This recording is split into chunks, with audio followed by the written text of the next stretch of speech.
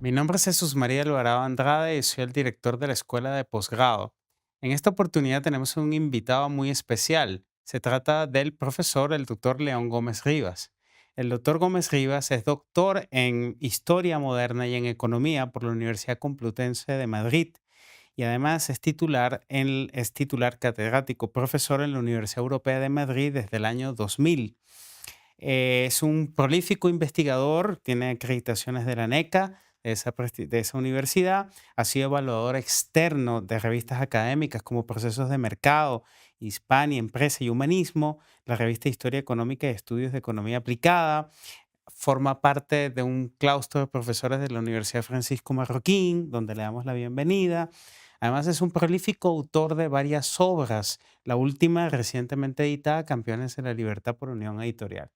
Doctor Gómez, bienvenido a la Universidad Francisco Marroquín, su casa. Muchas gracias. Es un gusto estar aquí. Qué honor.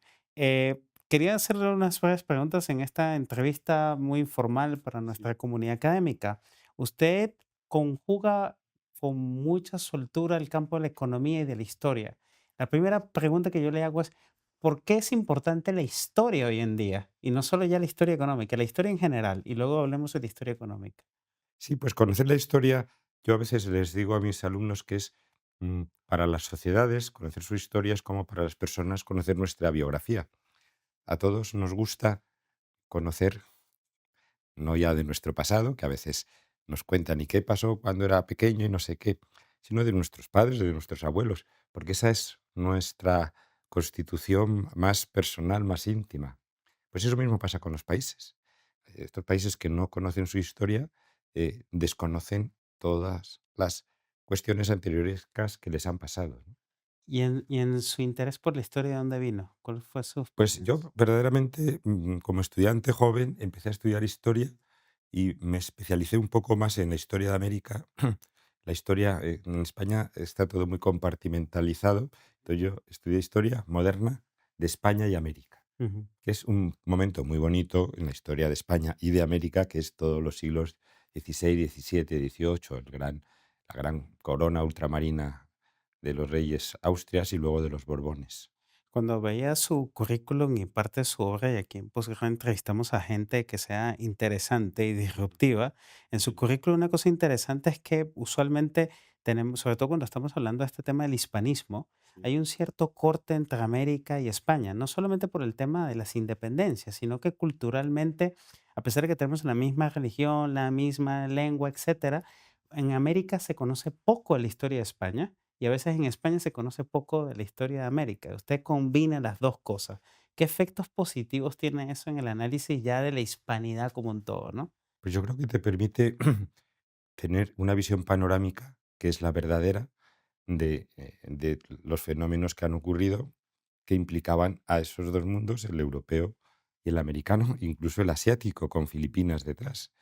Claro, si tú solo estudias una parte de ellas, mm, pues podrás saber mucho, pero has perdido esa conexión y esa referencia mutua.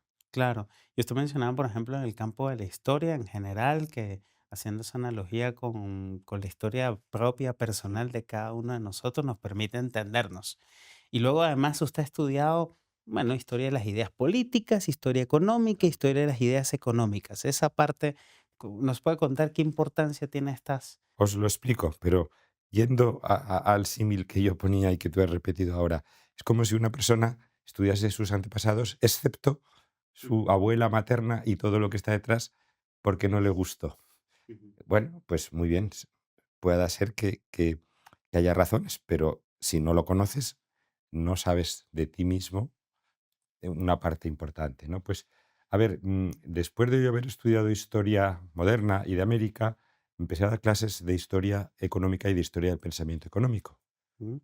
Y entonces ahí fue donde vi la necesidad de conocer una faceta un poco más técnica de la teoría económica, aunque tampoco yo soy un gran economista, pero sí conocer ese lenguaje de los economistas a la hora de explicar la historia de la economía. Claro, yo me he encontrado, la verdad es que con una cierta ventaja de saber historia Ujú. y interpretar esa visión histórica de la economía, en una visión más amplia de la historia. Y una pregunta volviendo otra vez a el ejemplo de la biografía, que Ah, me llama la atención, sí, porque hoy en día, usualmente cuando se habla de historia, se hay un debate, entiendo yo, entre los historiadores de, bueno, el oficio de historiador como alguien que registra con una cierta neutralidad, sí, ¿no? Lo así que es. acaecía y y lo que aconteció. Mientras esta idea de la historia como o del historiador, mejor como un juzgador moral de tiempos pasados, ¿no? Que eso ha contaminado mucho el debate contemporáneo. Lamentablemente, porque esos señores no son historiadores, esos son ideólogos que juegan a explicar el presente inventándose la historia, pero yo siempre defiendo que los historiadores es una disciplina muy científica, porque nosotros estudiamos los datos, las fuentes, es decir, no nos inventamos las cosas. Y un historiador honesto de repente encuentra un, unas evidencias que demuestran algo distinto de lo que él pensaba Ujú. y dice, pues miren, esto que yo decía era incorrecto porque acabo de ir a las fuentes, esto no lo hacen todos estos ideólogos. En España tenemos, muy lamentablemente, hay una corriente que se llama la memoria histórica, que es reconstruir la historia. Bueno, esto es algo tan antiguo como Orwell 1984, ¿no? Esa, o todas las experiencias de los países comunistas que borraban de las fotografías Los que no les gusta. a los que no les gustaban, Así es. Ahora, volviendo sobre el tema que usted mencionaba de la economía. Usted a decía, la bueno, economía. es importante también y noto, y sobre todo en esta entrevista no dejo de preguntarle, el hecho de que el historiador se interese por un campo distinto que también coadyuva el análisis histórico, ¿no? Es decir, yo quiero hacer una obra de historia y me intereso por la filosofía política o por la economía, como usted hace en sus trabajos, y sin pretender ser un economista, toma mucho de allí. ¿Qué mensajes tiene esto? Y yo creo que es muy importante, pues, sobre todo para los jóvenes, ¿no? De la importancia de ver la historia también como un campo que permite analizar otros campos del saber y verlos como totalidad, ¿no? Yo diría que los economistas comprenderán mejor la economía si estudian historia. Tendrán una mejor capacidad de analizar los fenómenos económicos si lo saben engarzar en unos entornos históricos más grandes. Como muy también lamentablemente no se nos enseña bien la historia en las escuelas, como muchas universidades no quieren dar carreras de historia porque suelen ser menos rentables, porque es verdad que esta sociedad nuestra, pues lo que la gente quiere estudiar es administración de empresas y ganar mucho dinero, pero claro, eso al final empobrece a la sociedad y empobrece a las universidades. Así es, así es. Bueno, una cosa que me corregirá usted, pero Adam Smith, en parte, uno ve La riqueza de las naciones, es un libro profundamente histórico, Así ¿no? es, sí. El mismo David Hume y los grandes liberales, ¿no? Que, Schumpeter también decía que la economía se compone de teoría, estadística e historia. claro. Usted es una referencia para muchas personas con el tema de la escolástica. Tenemos acá, hace poco hubo un evento, entiendo yo, por el Instituto Fe y Libertad, y además son profesores visitantes de la Universidad Francisco Marroquín. Y uno de los tantos autores que hay siempre referencia y que yo escucho es usted, ¿no? Entonces, le quería hacer una pregunta en relación con los escolásticos. ¿Son autores difíciles, con un lenguaje difícil? Muchos eran teólogos, muchos eran de alguna forma juristas incluso. ¿Y qué cree usted que pudieran aprovechar las universidades de rescatar la obra de esos grandes hombres que usted denomina campeones también por la libertad, ¿no? El mundo actual, ¿no? Bueno, primero que agradecer este halago que me hace tanto reconocimiento. A ver, los escolásticos, es cierto que aparentemente una primera sensación que da es que todos los tratados que estaban escritos en latín, pues 400 años después de que los escribieran, a Ujú, nosotros nos resultan muy difíciles de comprender. No así, por ejemplo, en la época de Adam Smith, que los profesores universitarios sabíamos, ¿ya? yo no, latín y griego. Ujú, Adam Smith leía el griego como leía el latín, como leía el inglés. Ya nos gustaría. así es. Pero bueno, la realidad es la que es. Bueno, pero entonces, a pesar de que muchos de estos tratados están en latín, ahora mismo al español, que es lo que a nosotros nos importa, Ujú. estamos en universidades hispanoparlantes, de verdad que se van a encontrar muchísimos textos traducidos, que estaba antes mirando esta biblioteca, tenemos que completarla de textos de escolásticos que están traducidos al castellano, que hay muchos, pero es que incluso algunos de los propios escolásticos escribieron primero en latín porque era la lengua académica y luego ellos mismos traducían la obra. Hay un ejemplo clarísimo que es el Tratado y Discurso de la Moneda de Bellón de Juan de Mariana, que él primero la publicó en latín con un título latino que es De Mutatione Monetae, que es también, el latín tiene también sus elementos bonitos. Mutación es una palabra que la comprendemos cualquier hispanoparlante porque es la manipulación, ¿no? Claro. Mutar la moneda. Aunque él luego la traducción que hizo fue este texto tan largo que he dicho, Tratado y Discurso de la Moneda de Bellón. Ujú. Bueno, pues uno lo lee, un es- cualquier lector hispanohablante, y se lo pasa muy bien oyendo un lenguaje de un español antiguo pero vivo, y entonces Juan de Mariana dice, ¿por qué estos insensatos o este rey indigno o explica cosas mm, con una viveza que justamente es lo contrario? Se lo van a pasar bien leyéndolo. Claro, qué bien. El año que viene, 4 de julio de 2026, se cumplen 250 años de la Declaración de Independencia de los Estados Unidos Correcto. y creo que son también los 250 años de la riqueza de las naciones. Exactamente. Y en medio de eso, un experto como usted en temas de escolástico, ¿qué nos pudiera decir de cómo analizar esos 250 años de la Declaración de Independencia de Estados Unidos, que fue un evento mundial con Sí. una importancia, pero cuyos trasfondos algunos discuten si hay también ideas de los escolásticos Voy a españoles, ¿no? añadir a las efemérides una tercera que es en 1526, Francisco de Vitoria llega a Salamanca y arranca la escuela de Salamanca.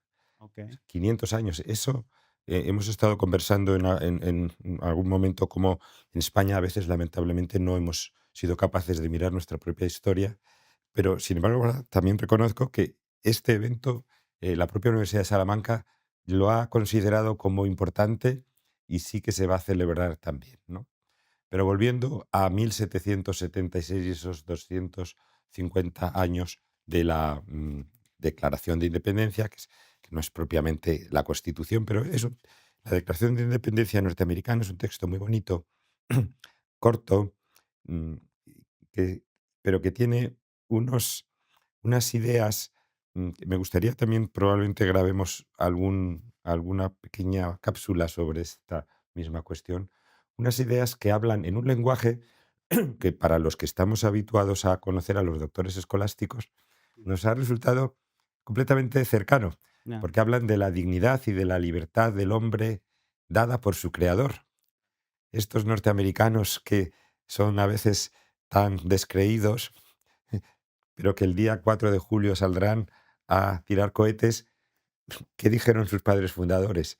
El hombre es un ser creado libremente por Dios. Y dicen una segunda cosa, que ese hombre tiene que darse gobiernos, pero esos gobiernos necesitan de la legitimidad del pueblo. Claro. Y pasando ahora de la economía que hemos comentado a la política de la Escuela de Salamanca, ese es un discurso que encontramos en todos nuestros doctores, que insisten en que el gobierno debe contar con ese refrendo de los ciudadanos. Que es un argumento poderosísimo en la modernidad, ¿no? Como la legitimidad de los gobiernos que hoy en día está Hombre, bastante en vigencia. podemos decir, ¿eran democráticos? Bueno, pues ellos no sabían lo que era la democracia como hoy la entendemos, representativa, etcétera.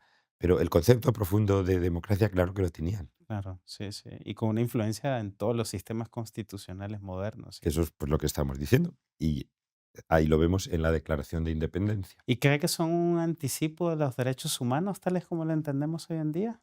Bueno, pues ese es otro mundo interesante, como ve, hay muchos campos para tratar, porque la Escuela de Salamanca se encuentra ante un problema que está viviendo toda la España de ese momento, que es llega a América y se encuentra otros ciudadanos, bueno, no podemos decir ciudadanos porque no vivían en ciudades, unos habitantes. Y Francisco de Vitoria se pregunta, pero estos nativos americanos son hombres con derechos y libertades. ¿Y qué responde? Sí, por supuesto. Y entonces en la ONU tienen ahí una estatua de Francisco de Vitoria como la primera persona que se planteó la dignidad de todos los hombres. No puedo dejar de terminar esta entrevista sin preguntarle por algo que de alguna forma está muy vigente en las discusiones, creo que en la península y en América española, en relación al tema del hispanismo. Ah, sí.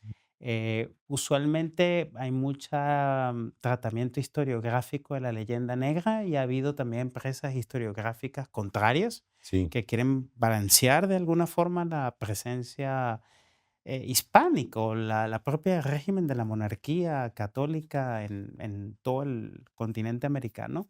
Y sobre eso se han generado una cantidad de controversia. Yo lo que le quería preguntar es en relación a su experiencia, ¿cómo usted ve esto del hispanismo ya en términos contemporáneos? A propósito de lo que estamos hablando, o sea, el año que viene se Mm. conmemora, y usted me agregó ahorita el tema de Vitoria, lo de Adam Smith, la Declaración de Independencia.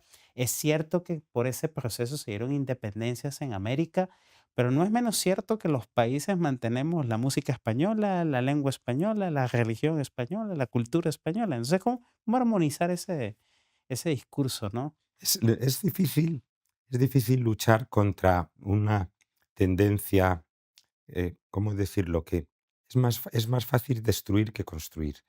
Es más fácil criticar que buscar cosas buenas. En un sentido completamente distinto, pero que se me entenderá bien, la pedagogía lo que ahora está venga a decir es que a los niños no hay que decirles lo que hacen mal, hay que promover lo que están haciendo bien, ¿no? Sí, Pues eso mismo aplicado a otras áreas del saber es justamente lo contrario que ha pasado con este concepto de hispanidad, de hispanismo, la comunidad hispanoamericana, ¿no? Se ha ido pues con esa leyenda negra que, puf, esto nos llevaría para hablar sí, muchísimo. muchas entrevistas como esta. Y lamentablemente, pues los hispanos americanos nos la hemos creído. Y también es verdad que ha llegado un momento en que ya mucha gente se ha cansado, se ha hartado de todo este discurso tan negativo y ha dicho, no, vamos a buscar caminos de colaboración y caminos en positivo.